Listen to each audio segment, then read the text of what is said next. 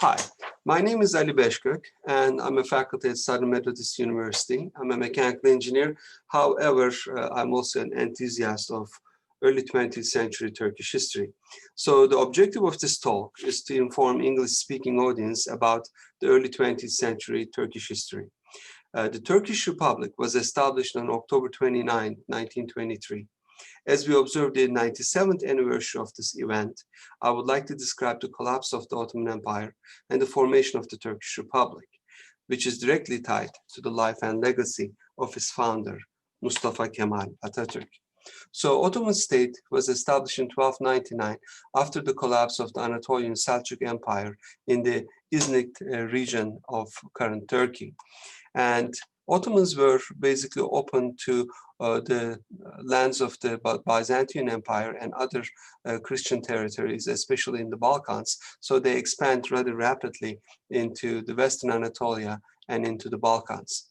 In 1453, Turks captured Istanbul and the state became successor of the Byzantine Empire. And in 1517, as they captured Egypt, they also Ottoman sultans also got the title of the caliphs of Islam, so that they had influence on all Muslims around the world. However, Ottoman Empire was multicultural and multi-religious, and of course multinational. When we look into an Ottoman government, about 2/3 of them were non-Turkish and non-Muslim. And even with the mothers of the sultans, 33 of them out of 36 sultans, those mothers were non-Turkish and or non-Muslim. So obviously the Turkish identity in the Ottoman Empire was not as strong, and the Turks were mainly farmers and soldiers of the empire. So the empire extended into the zones that's shown here with pink and red. However, after the second siege of Vienna in 1683, their expansion in Europe was halted. And there was about 100 years up to early 1800s where the Ottoman borders were stable. However, there were a lot of uprisings and wars that happened, especially in the Balkans, which is listed here. The loss of the Crimea and these territories. Egypt was lost, became an independent state partially, and it was under the influence of the Brits. Algeria and Tunisia was lost to France, and then there were two Balkan wars in 1912 and 13, and Turkish-Italy war in 1911. As you can see, by the beginning of the World War I, the Ottoman Empire has shrunk to these red, pink, reddish region only. So Ottomans entered the war on the side of the Germans, and there are some events here listed, and you can read that. But of course, immediately Russia, Britain, and France declared war on the Ottoman Empire. So Ottomans, had different fronts fought in different fronts in World War I, and especially in the Balkans, they were fighting in support of Germany. However, they also had attack fronts because the Russians were trying to come down to Eastern Anatolia, so they pushed them back or tried to push them back, and they also tried to take over the Suez Canal. On the other hand, there were many defense fronts, and especially in Yemen and in Hijaz region, Palestine, Syria, and Iraq regions. These were all defenses against England, as well as uprising Arabic tribes and nations. There was also a very important war front in Gallipoli, which is shown here as Çanakkale.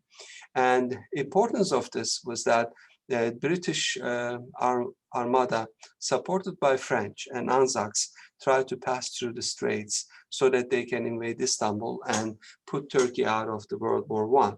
And at the same time, open supply routes to Russia. And this, of course, before the Bolshevik Revolution in Russia.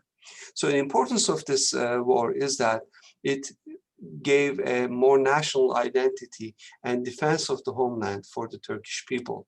As you can see, a lot of people, even 15-year-old boys, went to soldier, and many of them never came back. Even in the years of 1914 and 15, there were many high schools and upper education colleges that did not, graduate any new graduates. Everybody was trying to save their country. During this defense, the most prominent Ottoman soldier that was in the front line was Colonel Mustafa Kemal, who is, of course, the founder of the modern Turkey. So he becomes a publicly visible figure after defending Gallipoli and Dardanelles against the invaders. Despite all this, Ottomans lost World War I, and they signed the Mudros Armistice on October 30, 1918, and the war ended in November 11th of that year. So let's talk about Mustafa Kemal and his emergence as a military leader. He was born in 1881 in Salonika, that's in Greece now, and he basically got involved in a lot of military operations because Ottoman Empire passed through all these turbulent times. So we see him volunteering in Libya against the Italians, and then formation of the First and the Second Balkan Wars over here. Then he was involved in the World War I in Palestine, Syria, and Caucasus region, and he was the primary commander in defense of the Dardanelles in this front as well. Then, of course, he organized the Turkish Independence War, and that's the purpose of this talk, to tell you what happened during those times. So even 2 years before the Mudros Armistice, the Allied forces had a secret plan, and that was to divide the Ottoman Empire in between British, Italian, French, and Russian influence zones. And the plan is shown here as the Sykes-Picot plan, which gives a tremendous amount of Turkey to Italians, and with some Italian zone of influence, an Armenian state under the influence of Russia, French zones, and an Arabic state run by French zone, and then British control and British influence zone of an Arabic state. So this was the original plan of 1916.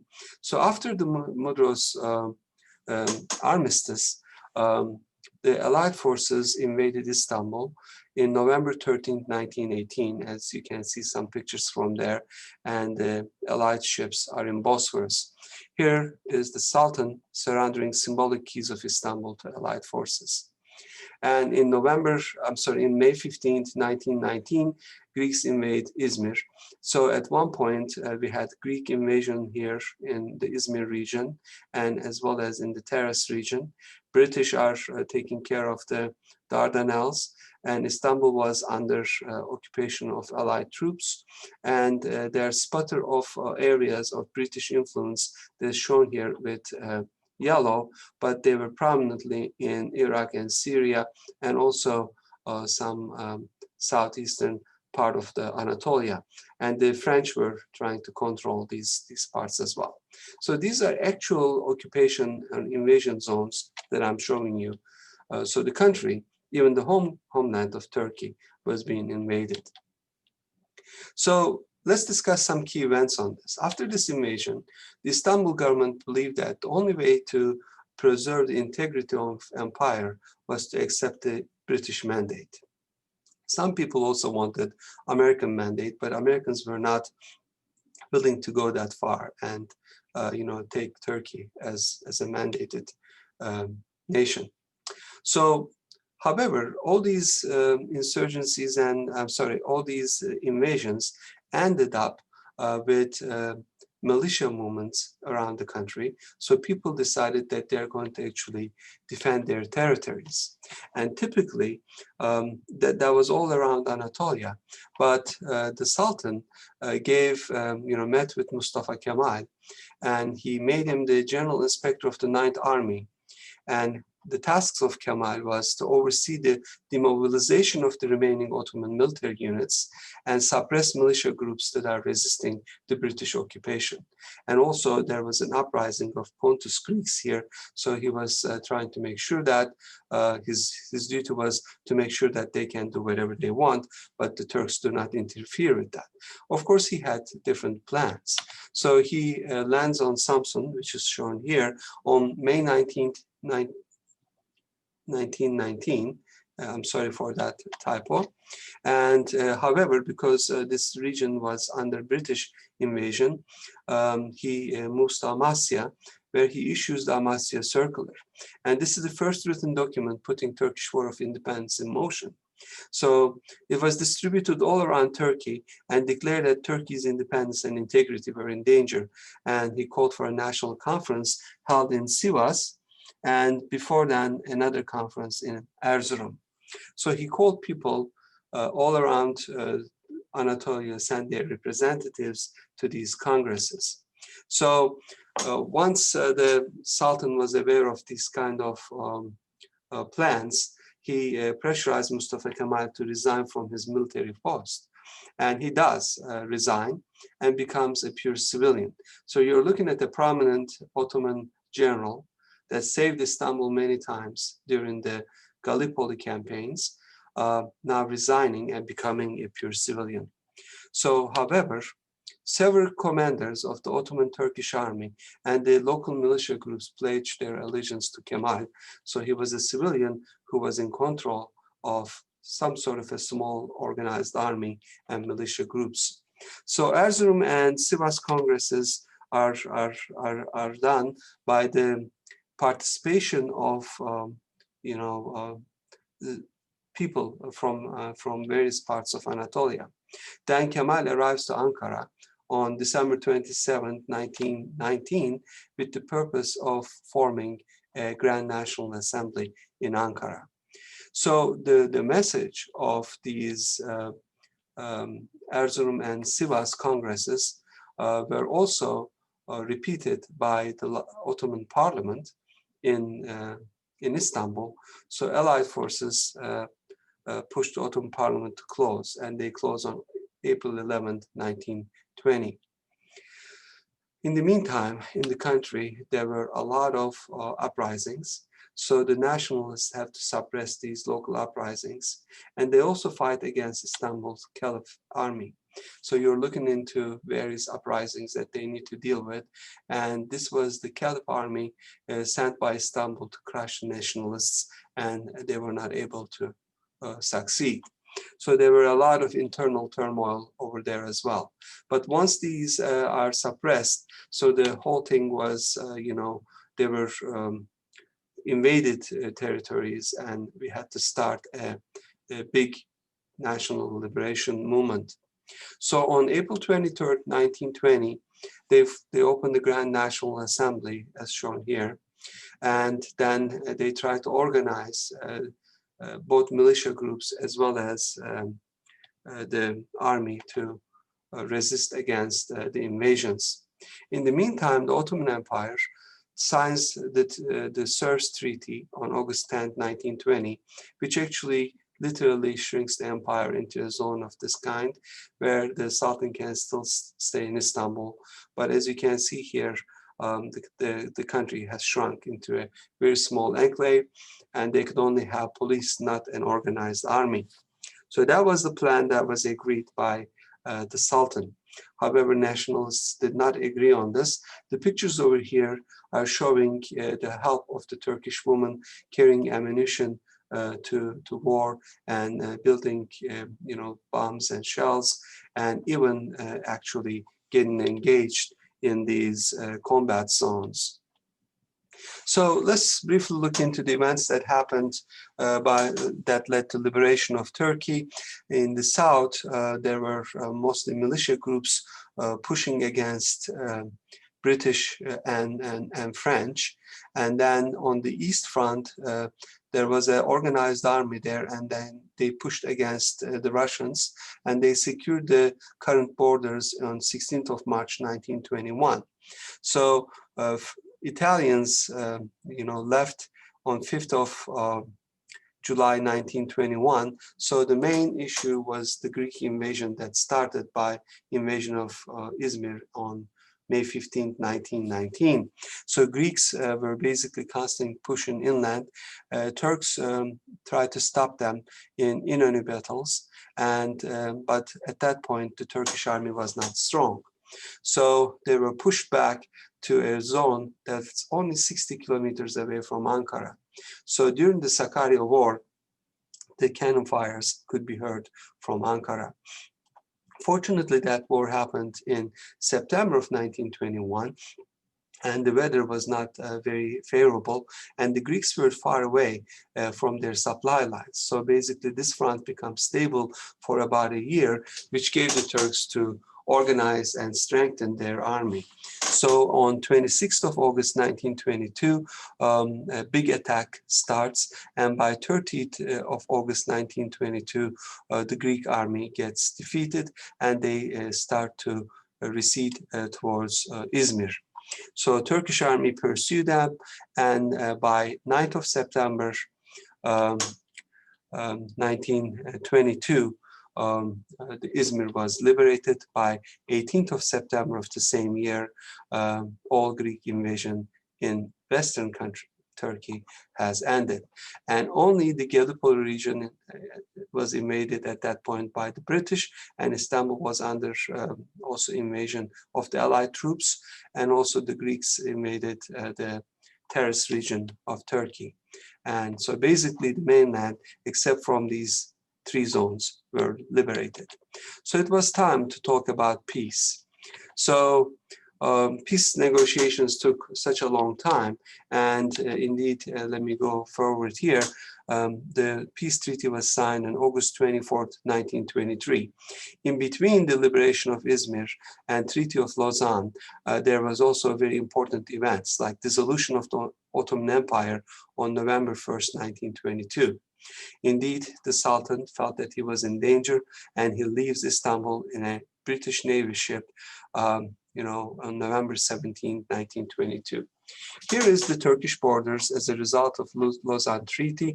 Except from the Hatay region, everything else has been basically won, and the straits were to be under a Straits Commission, and here's a demilitarized zone. That's the borders between Bulgaria and Greece. So this was definitely a win, and after the Lausanne Treaty, Allied troops leave Istanbul, so Turkish army liberates officially Istanbul on October 6, 1923. Here's a picture from that day.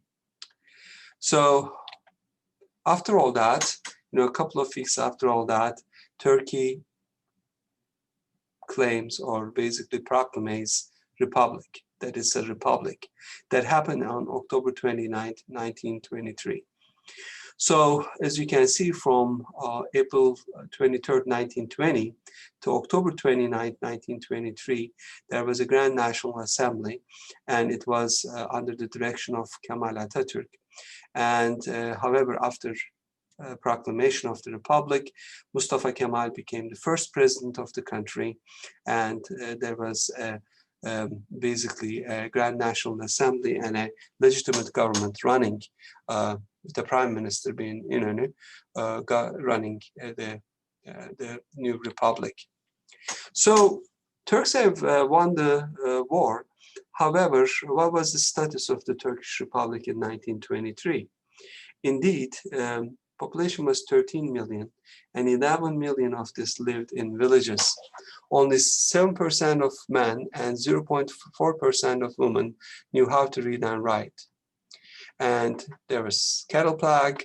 There were a lot of people sick with malaria, syphilis, tuberculosis, and so on. The infant mortality rate was 48%. There were 337 doctors in the entire country, 60 pharmacists, and only 8 of these were Turkish. No dentists, only 4 nurses, and 136 midwives. Average life expectancy was 40. Women had no rights. Ottoman Empire left only 4 factories to the Turkish Republic, and electricity was available only in 3 cities. So there was a long way to go and new reforms were needed. So basically, Mustafa Kemal started a series of reforms, and let's visit these very briefly. So his political reforms is abolition of the Sultanate, declaration of the Republic, along with abolition of the Caliphate, which is very important because end of the Caliphate was necessary as Caliphate really no power over the Muslims worldwide. And it was not necessary in a new republic. And Mustafa Kemal wanted to pass into a multi-party system twice in 1924 and 1930, but every time a new party formed, it was ultra-conservative Islamist and wanted to take country back to the years of the Ottoman Empire. So these were not successful. However, the multi-party system was established under the guidance of the second president, İsmet İnönü, in 1946. Anyhow, so there were also legal reforms like abolition of the Sharia, that's the Islamic courts, in 1924, and then civil and penal codes and commercial law is adopted in 1926.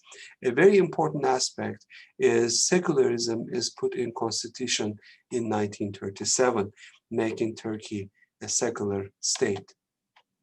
So as I said earlier, 7% of women and 0.4%, 7% of men and 0.4% of women knew how to read and write.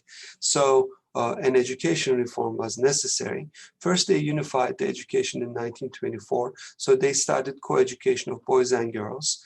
They secularized the curriculum, and they also regulated religious education. And in 1928, Turks accepted the Latin alphabets, which enabled them to learn how to read and write within 3 months, rather than typically about 2.5, 3 years if they were using Arabic alphabets. So in 1933, they did a higher education reform and opened many universities. And during that time, a lot of Jewish German professors came to Turkey, running away from Nazis, of course, and they formed wonderful Turkish universities during that time. So economic reforms is that they established modern farms and created a land reform, giving people lands to work. And obviously, Turkey did not have any industry, and the mines were under the control of European powers. So after the Lausanne Treaty, these mines were nationalized, and the industry was built by selling agricultural products, especially to Soviet Republic. So in return, we were building many factories. Indeed, in mid-1930s, Turkey was able to build its own airplanes. So it has developed even that much to get there. There were also a series of social reforms.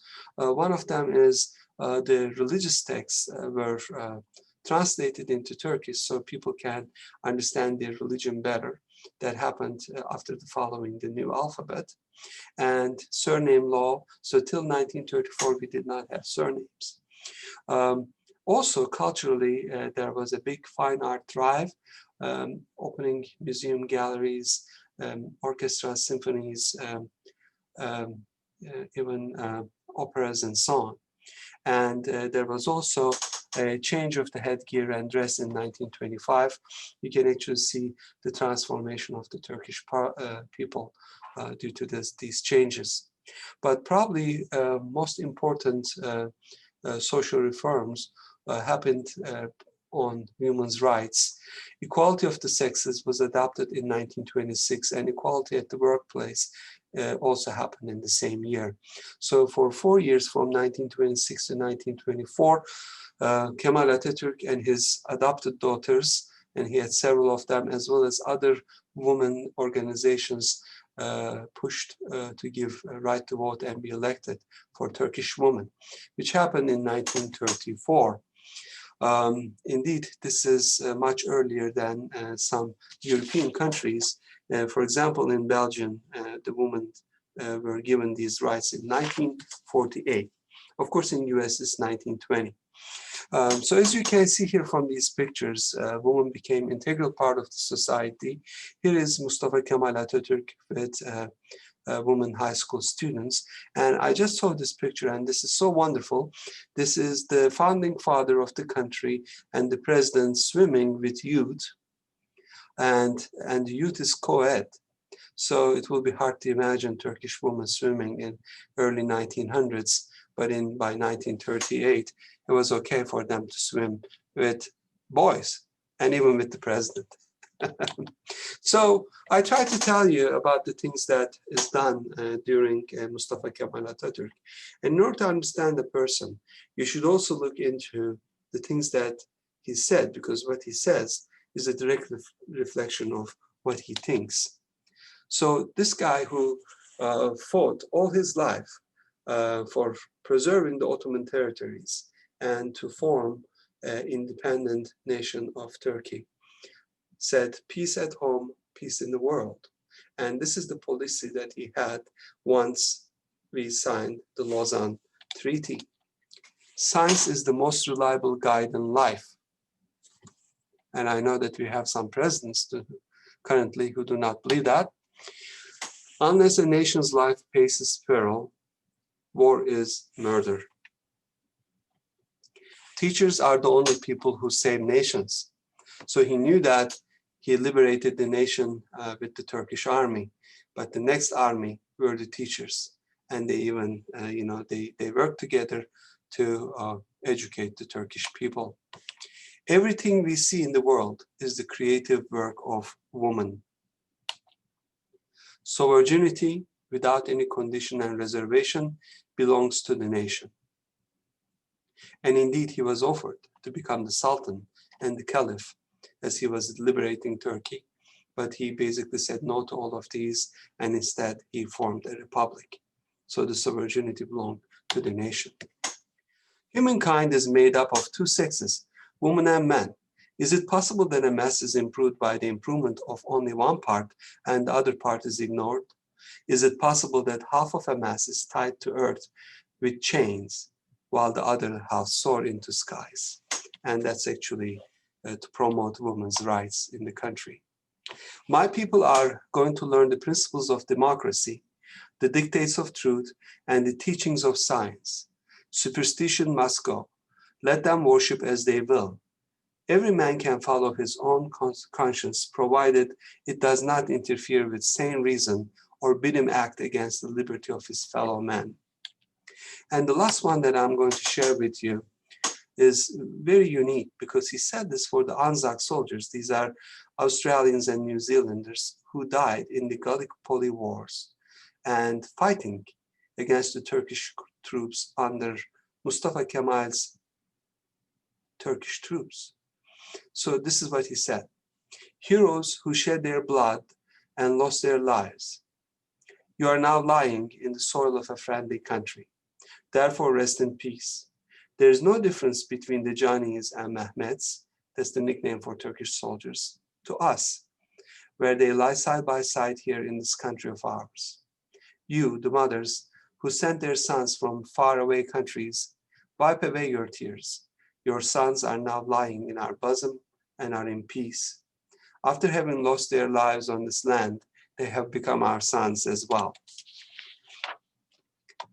And I would like to end basically by recapping that this was the Turkish people's struggle for freedom against the imperialistic aims of European powers and the oppression of the Ottoman Sultan.